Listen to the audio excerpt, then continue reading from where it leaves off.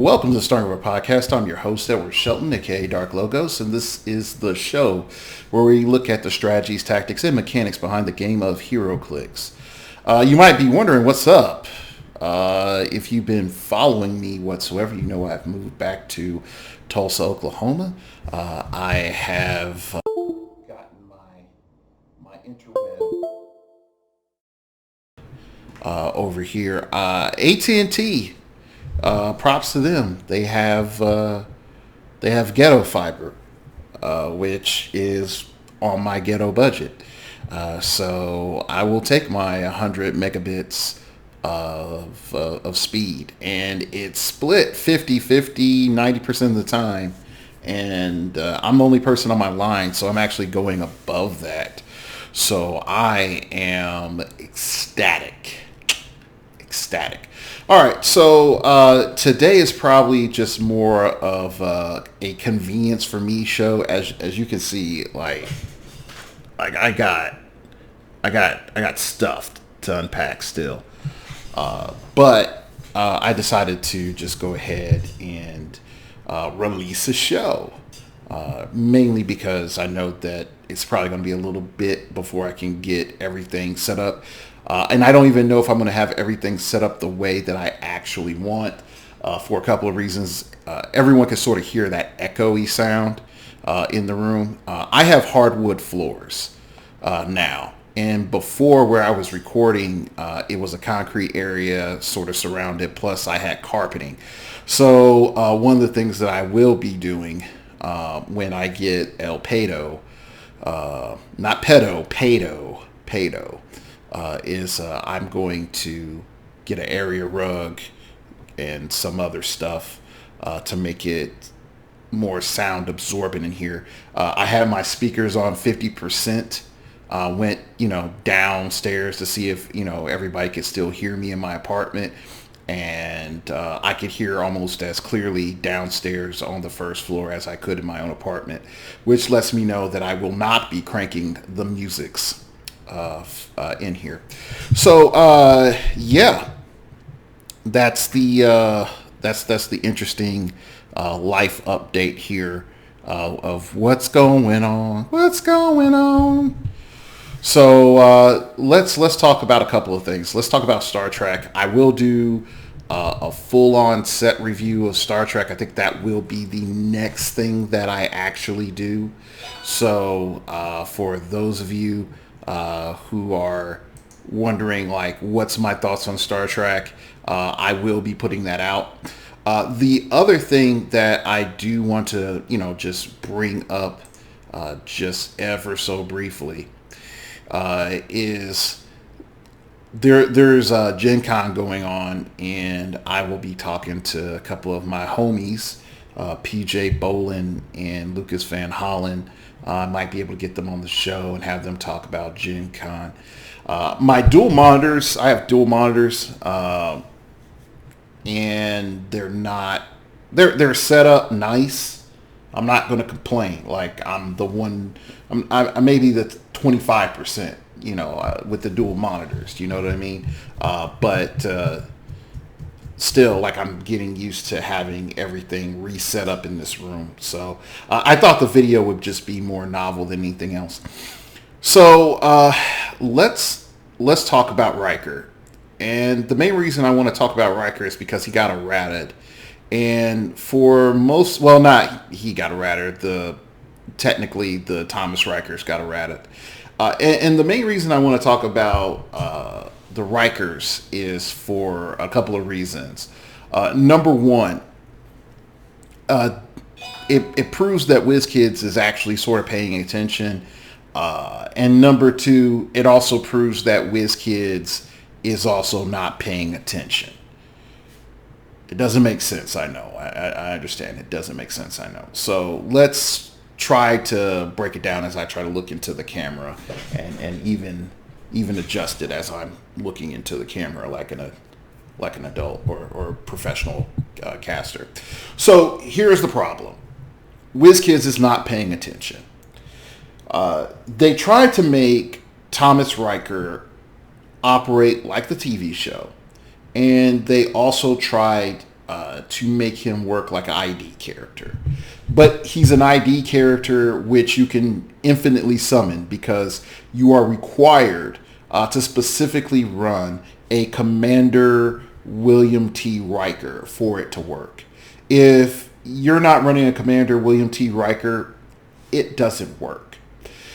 So you can't call in Thomas Rikers. So that's the limitation.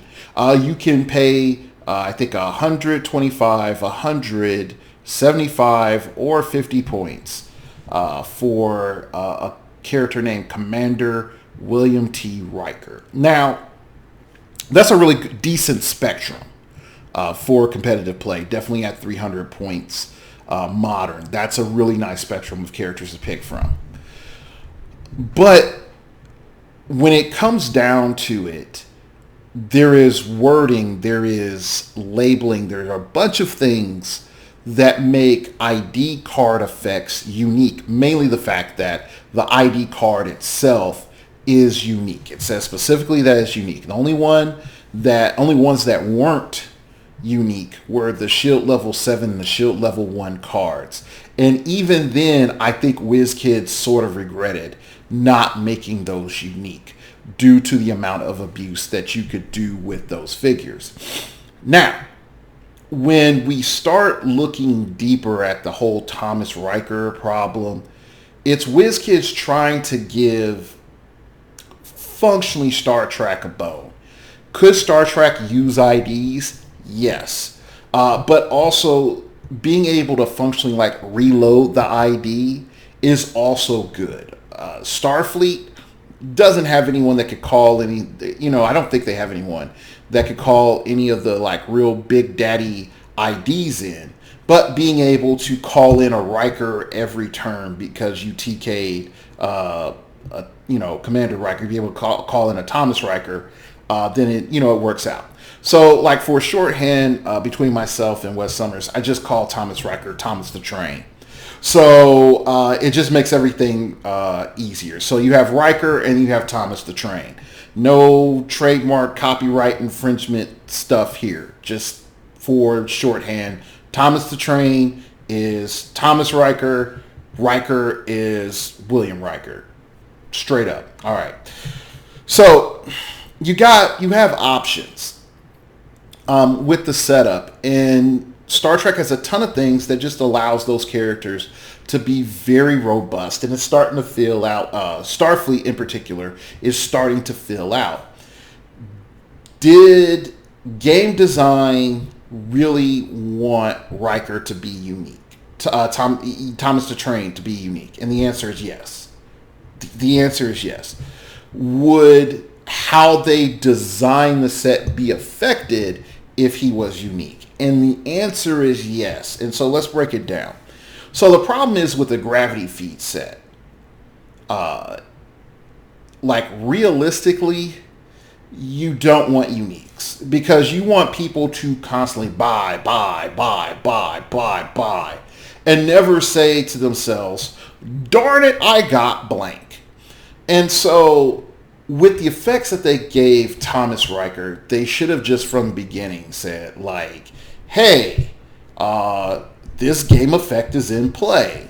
If you have him on your sideboard, he does this. If you play him on your main force, he does this instead. This thing on the sideboard can only be procced once per turn. If he is on your main force and did not come from your sideboard, he does this other thing. Now, what ends up happening is Thomas the Train is worth having in multiples and spades, and you don't feel bad for having Thomas the Train. Okay? Whereas, with their wording that they had, it allowed you, to spawn like 80 different Thomas the Trains, as long as you had the sideline for it, as long as you TK'd one Commander Riker. And in all honesty, I think that was a really bad idea. When all of this started, and I don't think anyone knows this, it was myself and Wes Summers, and we were talking, and he pointed out to me that, hey, look, Thomas the Train is not unique, and his effect is not unique. And I said, no, that can't be the case. He works just like an ID. And Wes came back to me and said, look, man, you really want to look at this again. There's nothing stopping this proc from happening multiple times based off of one trigger. And because of that, I was like, oh man, this is stupid. And so then I said to him, like, yeah, you probably want to get this evaluated. You want to have someone higher up in the WizKids system to check it out. You need an arbiter to look at it. So he submitted it to BZ, and BZ told him, yeah, it's legal. So I assume the following two things happened. Okay. I know one thing happened. BZ went on shots fired and told everybody, which is fine. Okay. Once rulings are out there, they're not secret. And two, I figured that he told WizKids, like, look, someone can literally bring in 9 Commander Rikers. 9 Thomas the Trains. And there's nothing that we could do. So I see the process of how it went from point A to point B and then on to point C. But in my mind, there are several things that could have been looked at along the way. The first question, I defend playtesters having spoken in incognito and underground rooms, hush hush, double blindfold, whispered to them about some of the WizKids playtesting. And it seemed to me that it was getting better. But the Commander Riker thing, with the Thomas the Train effect, you already see how confusing it is to keep everything straight. And hell, I even invent the term. It seems to be a problem immediately. And the only way I could feel it was overlooked is either one, everyone interpreted it to work exactly like an ID card. That it would trigger and boom, that's it. Without looking in detail about what the piece will do, how the piece would act, all these other things. The other element I think that happened was there could have been an assumption that Thomas the Train was going to be unique. Now, I think that's part of our overall issue when we really start breaking it down. I think playtesting more than likely thought along the lines that I did, is that this summon is unique or this figure will be unique. And I think those two assumptions led to the Riker errata. To the Thomas the Train errata. So let's sort of go and look at, in particular, why is it good that all of this sort of gotten taken care of the way that it got taken care of. One, it admitted before a product even got out that, hey, here's a major issue. We're fixing this. Okay, we're definitely fixing this. And I know some of you will be like, why is this phone procking and all this other stuff? Well, because I have a very important package. All my Star Trek stuff is coming. And I'm waiting on a notification telling me that the mailman is here. And so I could go talk to him or at least go grab my box before some hooligan child or thug thief steals my stuff, thinking it's, something of value when it actually is heroclix. So anyway, going back, as I've sidetracked myself by my own notifications, by having this errata before the product is officially released, it shows us a couple of positives. Number one, WizKids is listening when it breaks something. WizKids is listening when it breaks something. I think that's the first primary lesson. Two, I think, is that they're trying to keep the Star Trek stuff sort of balanced. It would have been real easy to let the whole Thomas the Train thing slide. It would have sold a lot more Star Trek. Definitely if you were buying week 2 and week 3. I definitely know it would have pushed sales for your boxes, because look, Thomas Riker is a low rarity figure. I think he's up on Realms. Thomas Riker, number 13. He is an uncommon. Okay, this dude is cheap. All right, so when we understand that this dude is cheap, it helps us out a lot. And the main thing that it helps shows us is that a person can invest hard into the set, and they're bound to pull 2, maybe 3 if they buy a whole box. 3 if they're unlucky and buying singles. But look, there's a use for it. There is a function for these Thomas the Trains the entire time. And even if we looked at it, and I don't know, I have my video recorder. I also can screen cap, but I don't know which display I'm going to bring up, or if it will. Yep, there we go. All right, cool. Yeah. So if you're actually watching me, you can see in brief some of the cool things about Thomas Riker. He's 40 points. All right. Now you see this 5 range. And if I could, I would just blow this up more, but I am straight noob with using this application this way. First off, you can see is that they're 10 attack, 17 defense, 3 damage. This is good, and we mostly don't see a lot of that in sub 50 with a decent movement.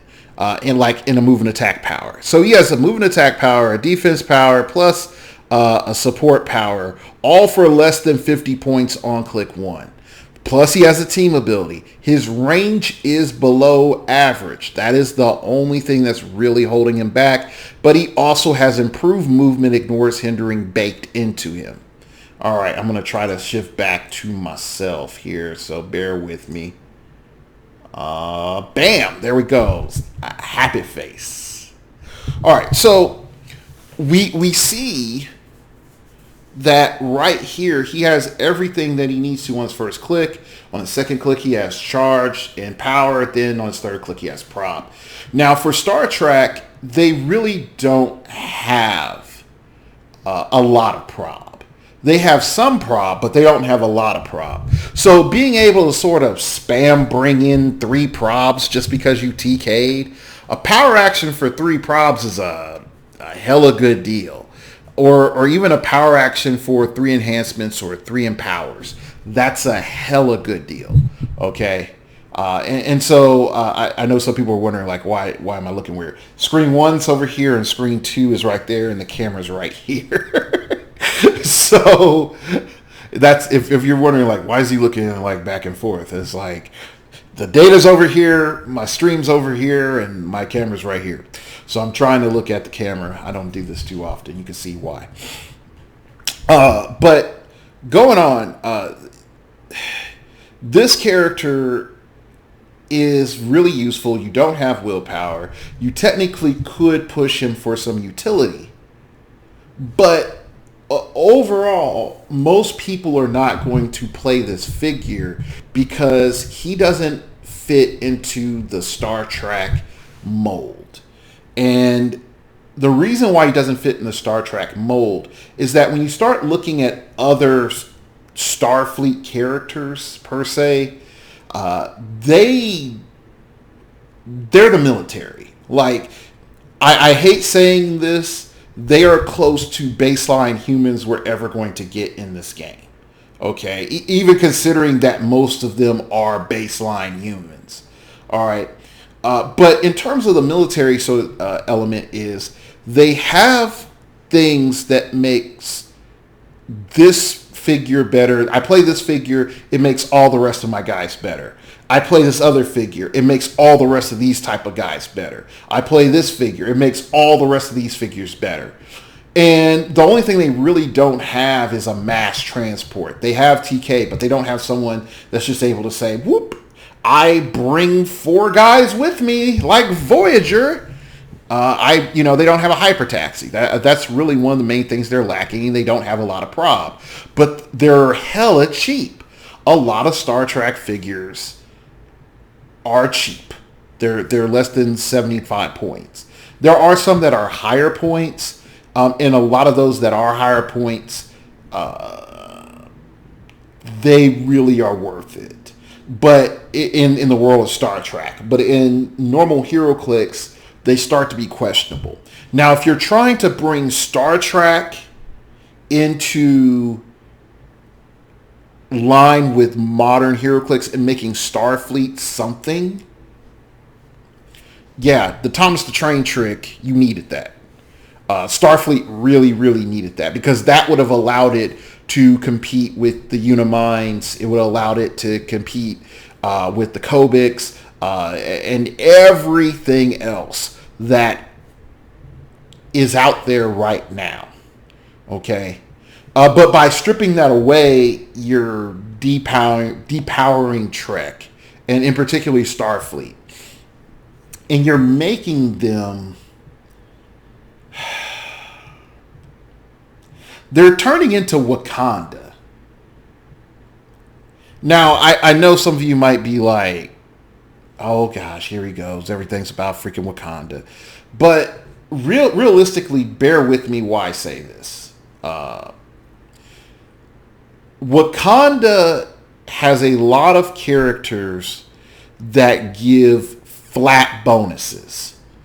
And they're moderately to medium price. And in that span of points, your goal is to cram as many Wakandans as you possibly can into that space of whatever points you have. And then go. Like, just go. In particular, if you look at the Avengers, Black Panther, and the Illuminati Fast Forces, you have Okoye. Okoye is boosting your damage if you're on your half of the field. You have Black Panther, which is boosting attack if you're on your half of the field. White Tiger, I think, gives you an additional target. Shuri is giving you an additional defense. Now, you have, I think Io is giving you additional range. Yeah, modified range. But then, here's the cool thing. All right. Nakia is giving you +1 range, and Io is giving you +1 speed, if I could read.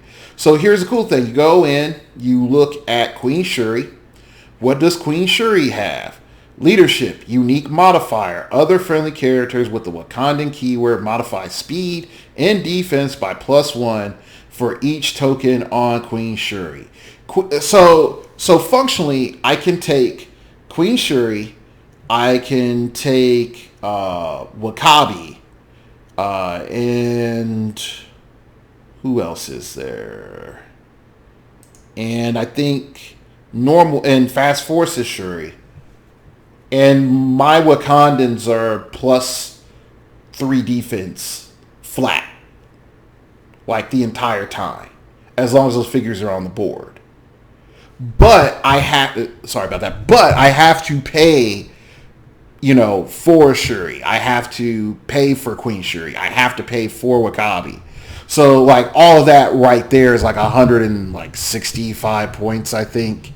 And then I'm like shoving in everything else Wakandan that I can so that I have a functional force. Okay, so let's go back to Starfleet. What is Starfleet actually doing? They're doing the exact same thing. So Starfleet. All right, so let's go all the way down to some really good characters. Fast Forces Mr. Spock. +1 attack for everyone with the Starfleet keyword. Let's look at, I think it's something Shelby. I know it's like, is it Lieutenant Shelby or Commander Shelby? I was looking at that cat. Yeah, Commander Shelby. Number 16. Running shot, psychic blast, leadership. At the beginning of the game, choose a keyword. Friendly characters that are adjacent or have Starfleet keyword. Modify attack by +1 when attacking only opposing characters with the chosen keyword. If the chosen keyword is robot or Borg, modify attack by +2. Boom. Right there. Again, getting some stat modifications. I think they're going back to Fast Forces. I think Fast Forces Kirk. Nope, it's not him. Yeah, all right, Scott, Mr. Scott. He's upping damage by +1. So, and he's 50 points. So you can start to see, like, we can start painting the same picture. I can run Mr. Scott. I can run Mr. Spock. I can run a Commander Shelby. And now all my Starfleet are +2 attack, because most of what we're facing is theme teams nowadays, people. So let's be honest, is +2 attack and +1 damage. And so now my Mr. Scott is all of a sudden a 11 attack, 3 damage, because it says unique modifier friendly characters, and he's friendly to himself, that are adjacent or have Starfleet keyword, which again includes himself, modifies damage by +1. All right, so right there, we're seeing the grand design. We see the plan. Okay, the plan is for them to be these cheap little dudes that can just power themselves up. But where's the counter to that? So, like, if you look at Nurse Chapel, for example, Nurse Chapel is 15 points. She's 3 clicks deep. She gets shot, she's down. They're not surviving. You hit these characters hard enough, they go down like a bag of potatoes, thrown off of a roof. It is that bad. All right. You can even say, like, where's the other Nurse Agawa? Because Realms hasn't put up pictures in over a year because Typhon's lazy. Okay, so look at Nurse Agawa. She is very similar to Nurse Chapel. They're both medics, okay? So she has support. Once per turn, when an adjacent friendly character uses support, you may re-roll 2d6. Boom.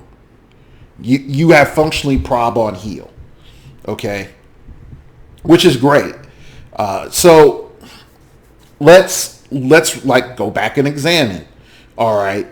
Why, hey, look, Nurse Agawa has sidestep. Let's look at Nurse Chapel. Nurse Chapel has sidestep. Nurse Chapel has willpower. Oh, guess what? Nurse Agawa also has willpower, only on her first click, though, because we realize that most characters are just going to pop them for 3 anyway, because 3 is the standard damage value. Now, when all is said and done, when all is said and done, you start taking Nurse Agawa and Nurse Chapel, and you team them up with Spock. Okay, now they're +1 attacks, so they're not 9 attacks anymore. They're 10s. Okay, they're 10 attacks, and you team them up. I think maybe. I think there's another character that might increase attack. I'm not quite sure. I could be wrong. If you're able to find anybody else that is able to increase attack, boom. Now Nurse Chapel and Nurse Agawa are 11 attack. And the average defense for most of these Starfleet people is 16 to 17. These guys are not defensive stat powerhouses. They're the biggest defense that most of these characters have is, I think, like Lieutenant Worf has Invul. Okay, Lieutenant Worf has Invul. There you go. And we already know that's nothing. That is literally nothing. And he comes in at 6 clicks deep at 60 points, but he doesn't have any move attack. And he really needs movement attack. And without that, he's at a huge disadvantage. And you can say, oh, look, he has sidestep, Dark Logos. He has sidestep. Come on, man. Don't underestimate the sidestep. He just creeps on guys like this. And then he uses close combat expert to punch them in the face. Yeah, because that's what Worf does. Worf creeps on people. Yeah, that's dumb. So you have, okay, so take this back. All right, we got Counselor Troy. She has defend. And she has an 18 defend and prop. But anyway, sort of going on. You need some like cheapo muscle to go fight if you want to play Star Trek. And without, I feel this, without the Riker trick, Star Trek is at a huge disadvantage. They don't have the numbers. They don't really have the swing. They don't have the range. The only thing they can do is spam and play on a very close indoor, I hate to say it, Enterprise-like map. Go back and look at Star Trek The Next Generation and go and watch some of their fights, okay? It's usually, here's a hallway, okay?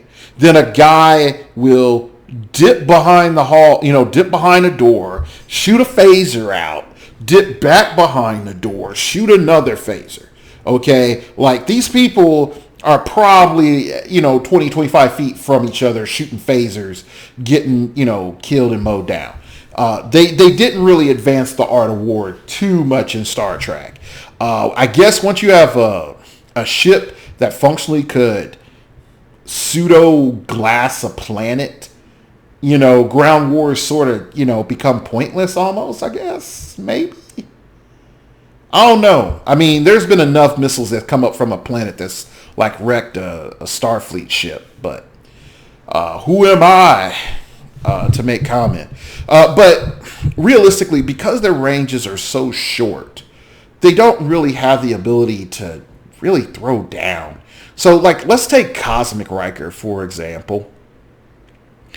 Well, really, I could just say main set Riker or Fast Forces Riker, because there's not a second Commander Riker in this set. So let's take main set Riker. And just look at him. He's 125 points. He's 125 points. He's got the continuum, which pretty much is his quintessence. So there we go.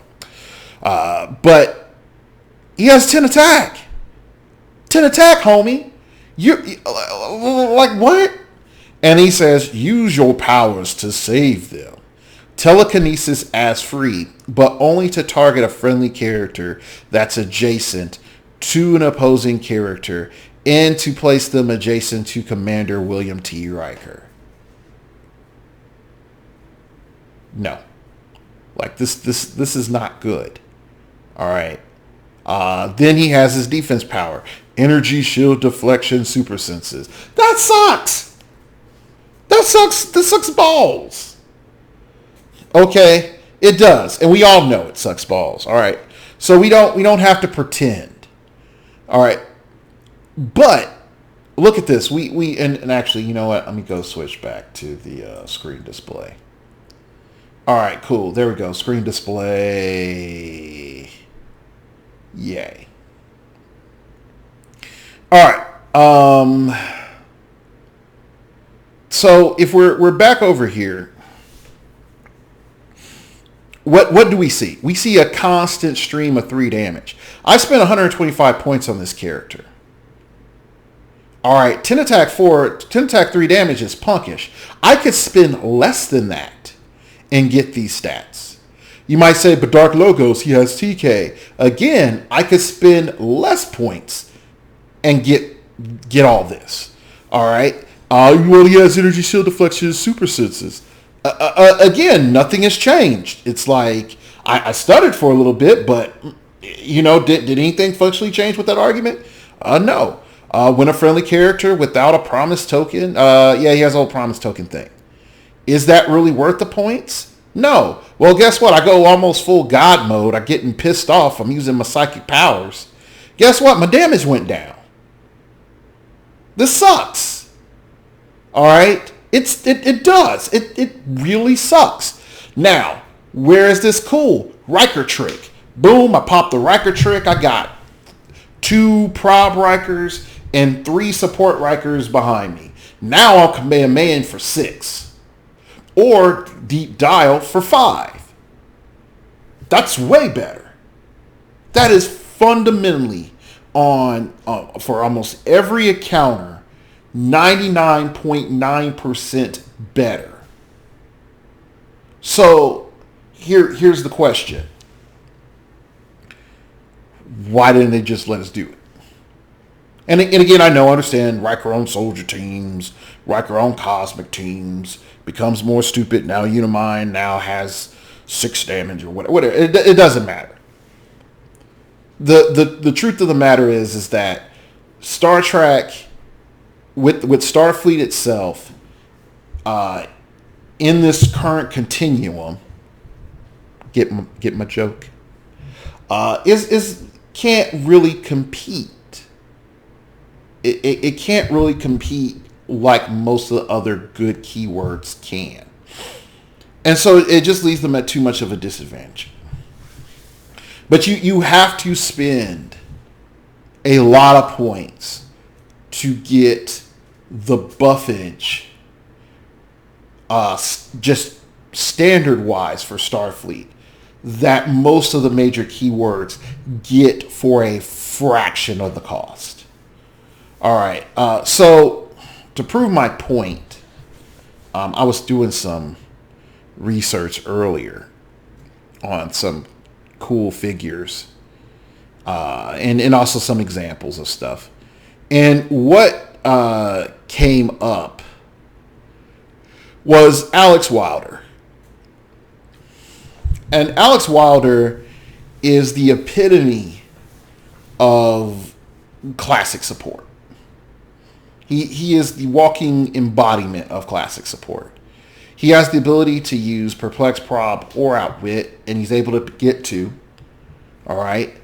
And he has Masters of Evil, Mystical, Runaways, and Scientist keywords, all of which are functional. Mystical and Scientist are the best, primarily putting Mystical as number 1, Scientist is number 2, Runaways is number 3, and Masters of Evil number 4, because we just don't have any bomb Masters of Evil. Come on, WizKids.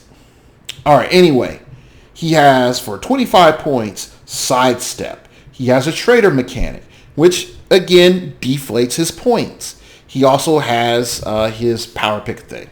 So all of that in decent stats, a crap range at 4, which really does not matter. His range could be 2 for all I care, and it would have probably dropped him down to 20 points, and WizKids would have said, oh, that's just too cheap. But even still, at 25 points, he's unique. And he's a hyper support. And you knew he was going to just do all this work.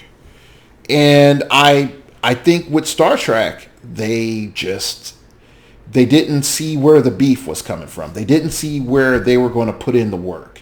And I think there was some point of internal playtesting where these teams fought the Borg and they just wiped the Borg out. I just would say from the way it's designed, they just wiped the Borg out like gangsters. All right. Now we look at that reality. Of course, just kicked my mouse. We look at that reality. We can easily see why Star Trek is the way it is. Because Star Trek is designed to beat every other alien faction. That's it. They're not designed to fight the X-Men. They're not designed to fight the Avengers. They're not designed to fight the Justice League. They're not designed to go after Unimind. They're not designed to do anything but fight other Star Trek characters. And because of that, all of their game mechanics are limited. They're limited. Now, I know there's, on the other side of the internet, Dustin Cedars is probably gotten wind of my comments. And he's probably saying to himself, just wait, I'm going to come to Tulsa. I'm going to bring Kirk. I'm going to bring some other Star Trek guy. and I'm going to wax you. And then I'm going to say, Dustin Cedars, you probably could, but do it on a Starfleet team. Just do it as Starfleet. And I think that's the challenge, is the more you find something good about a Starfleet figure, you can then just be like, generic keyword. Yeah, that just screwed you. Generic keyword. And that's realistically it. That's realistically it. So let's look at something real briefly, and I know this is not the Star Trek, overview, but let's look real briefly at a character that Starfleet needs and is appropriate, and that's Wesley Crusher, number 21. Okay, he has sidestep, he has 8 attack, he has 16 defense, he has 1 damage, he's 15 points, he gives out perplex, and you roll on a 1 or 2, you take damage. On a 6, you remove an action token from the target of his perplex. But he only can target friendlies. Starfleet needs more of this. This is what Starfleet needs so that they can compete. Okay? And because their numbers are inflated. Their numbers are inflated because they operate like an army. Oh, I have Spock. He gives everybody plus attack. I have this guy. Gives everybody plus defense. I have, this other guy. Everybody plus 1 damage. There goes 3/4 of my team. I have 3 buffers with now a little bit better stats, but nothing that's going to allow them to take on the more bigger monsters that are, in the game, because these characters are like 5 clicks deep and they can be outwitted and slapped around really poorly, so.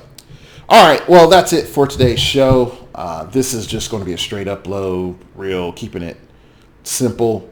Yeah, like the brooms in the background-ish there by the light. I got some more cleaning to do. I got dead roaches everywhere in my apartment. It smells like that insecticide in old people's houses. So I probably should air out my apartment. And then also throw down like a considerable layer of borax to try to kill whatever's left. But yeah, that's it. So I'd like to thank you all for listening. You can follow me on Twitter at StartOverPod. It came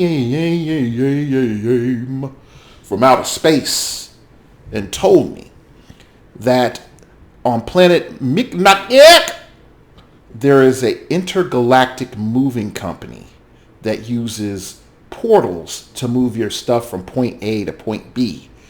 But it only works if you're leaving your galaxy. It sucks.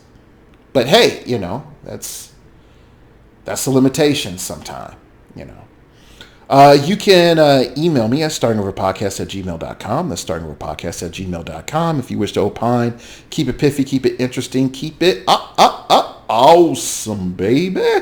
Let me know what you think of my assessment. Did you like the Star Trek trick? Did you like the Thomas the Train before they nerfed it?